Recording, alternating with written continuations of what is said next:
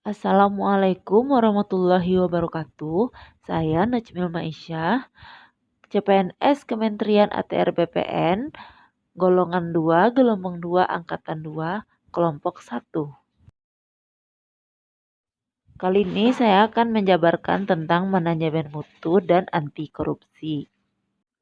Yang pertama, kita akan menjabarkan tentang manajemen mutu. Konsep efektivitas, efisiensi, inovasi, dan mutu. Istilah efektivitas dan efisiensi selalu menjadi tema menarik yang menjadi sorotan publik dalam memberikan penilaian terhadap capaian kinerja perusahaan ataupun institusi pemerintah. Namun, dalam kenyataannya seringkali kedua aspek tersebut terlupakan atau bahkan diabaikan. Karakteristik utama yang dapat dijadikan dasar untuk mengukur tingkat efektivitas adalah ketercapaian target yang telah direncanakan, baik dilihat dari capaian jumlah maupun mutu hasil kerja, sehingga dapat memberi kepuasan. Sedangkan tingkat efisiensi diukur dari penghematan biaya, waktu, tenaga, dan pikiran dalam menyelesaikan kegiatan. Oleh karena itu, jika dalam pelaksanaan tugas tidak memperhatikan efektivitas dan efisiensi, maka akan berdampak pada ketidaktercapaian target kerja, menurunkan kredibilitas institusi, tempat bekerja, dan bahkan akan menimbulkan kerugian. Konsep inovasi. Di era global sekarang ini, tingkat persaingan untuk memperoleh pekerjaan menjadi semakin tinggi. Lapangan kerja lebih berpihak kepada mereka yang memiliki kompetensi atau keahlian dan pemikiran kreatif untuk melahirkan karya-karya inovatif. Inovasi muncul karena adanya dorongan kebutuhan organisasi atau perusahaan untuk beradaptasi dengan tuntutan perubahan yang terjadi di sekitarnya. Perubahan bisa dipicu antara lain oleh pergeseran skala pasar, peningkatan harapan dan daya beli masyarakat, pergeseran gaya hidup, peningkatan kesejahteraan, perkembangan ekonomi, pengaruh globalisasi, serta kemajuan ilmu pengetahuan dan teknologi. Seperti halnya istilah efektivitas, efisiensi, dan inovasi, istilah mutu sekarang ini juga menjadi tema sentral yang menjadi target capaian institusi, baik di lingkungan perusahaan maupun pemerintahan. Mutu mencerminkan nilai keunggulan produk atau jasa yang diberikan kepada pelanggan atau customer sesuai dengan kebutuhan dan keinginannya, dan bahkan melampaui harapannya. Efektivitas menunjukkan tingkat ketercapaian target yang telah direncanakan, baik menyangkut jumlah maupun mutu hasil kerja. Efisiensi merupakan tingkat ketepatan realisasi penggunaan sumber daya dan bagaimana pekerjaan dilaksanakan, sehingga tidak terjadi pemborosan sumber daya, penyalahgunaan alokasi, penyimpangan prosedur, dan mekanisme yang keluar alur. Karakteristik ideal dari tindakan yang efektif dan efisien antara lain penghematan, ketercapaian target secara tepat sesuai dengan yang direncanakan, pekerjaan dapat diselesaikan dengan cepat dan tepat, serta terciptanya kepuasan semua pihak, pimpinan, pelanggan, masyarakat, dan pegawai itu sendiri. Konsekuensi dari penyelenggaraan kerja yang tidak efektif dan efisien adalah ketidaktercapaian target kerja, ketidakpuasan banyak pihak, menurunkan kredibilitas instansi tempat kerja di mata masyarakat, bahkan akan menimbulkan kerugian secara finansial. Nilai-nilai dasar orientasi mutu, tujuannya yang pertama, mendeskripsikan pentingnya mutu dalam layanan publik. Yang kedua, mengidentifikasi dan mendeskripsikan nilai-nilai dasar orientasi mutu. Yang ketiga, memberi contoh upaya perbaikan mutu yang dapat dilakukan di tempat kerja dengan merujuk pada nilai-nilai dasar. Yang keempat, mengidentifikasi dan menganalisis tahapan proses implementasi manajemen mutu dalam pelaksanaan tugas sebagai aparatur. Manajemen mutu harus dilaksanakan secara terintegrasi dengan melibatkan seluruh komponen organisasi untuk senantiasa melakukan perbaikan mutu agar dapat memuaskan pelanggan. Bill Gates dalam Alexander Sindoro memperkenalkan 5 pilar dalam manajemen mutu terpadu, yaitu produk, proses, organisasi, pemimpin, dan komitmen. Kelima pilar itu memiliki keterkaitan dalam ketergantungan yang tinggi. Organisasi merupakan pilar tengah yang membuat kerangka kerja berorientasi mutu. Produk yang bermutu sebagai hasil kerja organisasi diperoleh melalui proses yang bermutu pula dengan dukung komitmen tinggi dari seluruh komponen organisasi. Organisasi tentu tidak akan dapat mencapai target kelembagaan secara efektif, efisien, dan inovatif tanpa ada pemimpin yang kuat dan kredibel. Dengan dilandasi 5 pilar yang kokoh, target mutu dapat diwujudkan, bahkan dapat terus ditingkatkan secara berkelanjutan. 4 kriteria utama keberhasilan implementasi manajemen mutu yaitu kesadaran akan mutu, orientasi pada mutu, sifat kemanusiaan yang kuat, serta desentralisasi wewenang.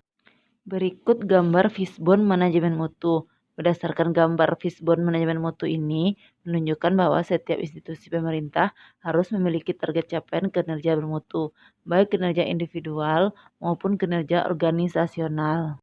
Metode sederhana yang paling banyak digunakan bagi setiap organisasi penyedia layanan, baik organisasi pemerintah maupun swasta untuk melakukan perbaikan secara terus-menerus atau continuous improvement. Metode Plan, Do, Check. Plan atau perencanaan. Pada tahap ini dilakukan identifikasi berbagai permasalahan yang dihadapi, penyebabnya, dan solusinya. Do, laksanakan. Rencana aksi yang sudah disusun harus dijalankan secara konsisten oleh semua orang. Cek, pemeriksaan. Dilakukan pemeriksaan apakah rencana aksi yang sudah dilakukan telah berjalan dengan semestinya. Act, yaitu melakukan tindakan, keputusan yang perlu diambil sebagai tindak lanjut dari tahap cek. Diagram sebab dan akibat. Diagram sebab dan akibat adalah metode yang digunakan untuk mengidentifikasi berbagai faktor yang menjadi akar permasalahan yang dianggap menjadi kendala dalam mutu. Diagram tersebut bisa berbentuk tulang ikan atau fishbone seperti yang ada pada gambar. Diagram lainnya yang sering digunakan adalah pohon masalah, namun cara penggunaannya hampir sama dengan fishbone diagram. Nilai-nilai dasar orientasi mutu. Yang pertama, mengedepankan komitmen terhadap kepuasan customer, memberikan layanan yang menyentuh hati untuk menjaga dan memelihara agar customer atau klien tetap setia, menghasilkan produk atau jasa yang berkualitas tinggi, tanpa cacat, tanpa kesalahan, dan tidak ada pemborosan, beradaptasi dengan perubahan yang terjadi, baik berkaitan dengan pergeseran tuntutan kebutuhan customer klien maupun perkembangan teknologi, menggunakan pendekatan ilmiah dan inovatif dalam pemecahan masalah dan pengambilan keputusan, melakukan upaya perbaikan secara berkelanjutan melalui berbagai cara, antara lain pendidikan, pelatihan, pengembangan ide kreatif, kolaborasi, dan brand smart. Implementasi mutu dalam pelayanan publik.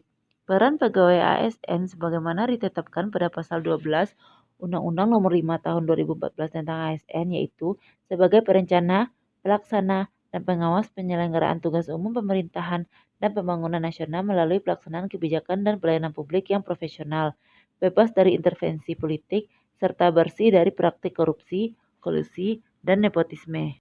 Sebelum memulai melaksanakan tugas pekerjaan, ASN harus memahami terlebih dahulu wewenang dan tanggung jawab yang dibebankan kepadanya, kemudian menguasai standar mutu layanan yang melekat pada wewenangnya tersebut. Upaya peningkatan produktivitas PNS sebagai aparatur penyelenggara pemerintahan dapat dilakukan melalui banyak cara. Misalnya, peningkatan kompetensi, motivasi, penegakan disiplin, serta pengawasan secara profesional untuk mengawal kinerja PNS agar tetap berada di jalur yang tepat, tidak melakukan penyimpangan. Selanjutnya, kita masuk dalam pembahasan anti korupsi. Dampak perilaku dan tindak pidana korupsi. Negara korup harus membayar biaya hutang yang lebih besar. Harga infrastruktur lebih tinggi. Tingkat korupsi yang lebih tinggi meningkatkan ketimpangan pendapatan dan kemiskinan. Korupsi menurunkan investasi. Korupsi memiliki dampak yang kuat dan negatif terhadap arus investasi asing. Negara-negara yang dianggap memiliki tingkat korupsi yang relatif rendah selalu menarik investasi lebih banyak daripada negara dengan rentan korupsi. Apa itu korupsi? Korupsi berasal dari bahasa Latin corruptio dan corruptus yang berarti kerusakan atau kebobrokan. Dalam bahasa Yunani, corruptio perbuatan yang tidak baik, buruk, curang, dapat disuap, tidak bermoral, menyimpang dari kesucian, melanggar norma-norma agama, material, mental, dan umum. Berikut rumus korupsi menurut Robert Wincott. K sama dengan D kali M kurang A. Korupsi adalah diskresi atau monopoli tanpa adanya akuntabilitas. 7 jenis korupsi berdasarkan Syed Hussein Alatas. Yang pertama, korupsi transaktif.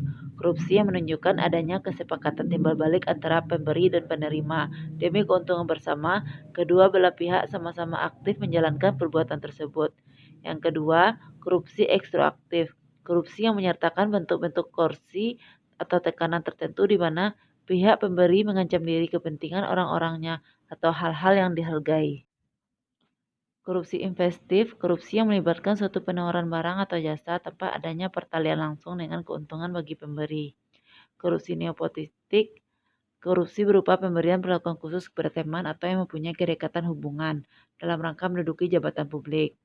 Korupsi atogenik, korupsi yang dilakukan individu karena mempunyai kesempatan untuk mendapatkan keuntungan dari pengetahuan dan pemahamannya atas sesuatu yang hanya diketahui sendiri.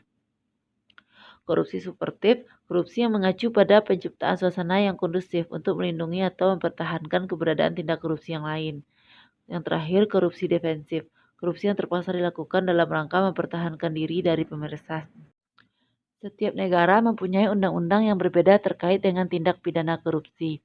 Menurut Undang-Undang Nomor 31 Tahun 99, Nomor UU 20 2001, terdapat 7 kelompok tindak pidana korupsi yang terdiri dari kerugian keuangan negara, suap menyuap, pemerasan, perbuatan curang, penggelapan dalam jabatan, benturan kepentingan dalam pengadaan, gratifikasi.